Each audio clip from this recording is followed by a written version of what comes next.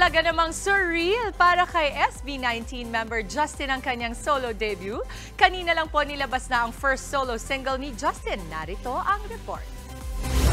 While we walk slowly under the streetlights, we hold each other's hands. Kwento ng emosyon, imahinasyon, at tamang pagkakataon.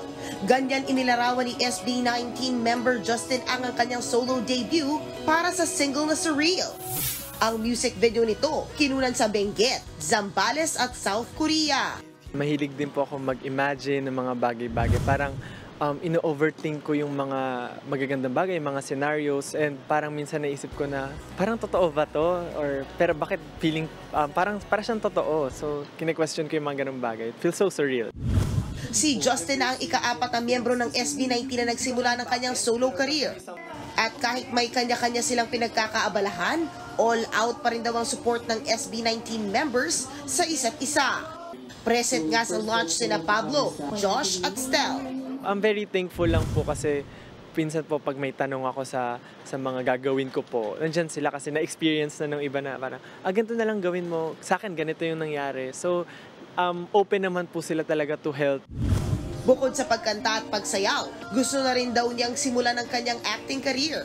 May special appearance nga siya noon sa isang episode ng Senior High. Kaya naman it's time na raw para seryosohin ang acting.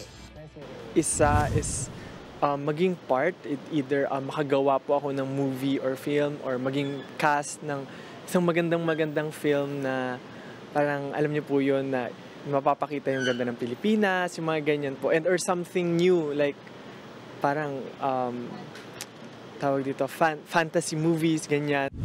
Maliban sa solo debut niya, abala rin si Justin at SB19 sa upcoming concert tour nila. Busy rin sila sa itinayo nilang sariling management company na 1Z Entertainment. Marami po kami pinaghahandaan as SB19, pero siguro po kailangan pa maghintay ng 18th in a while.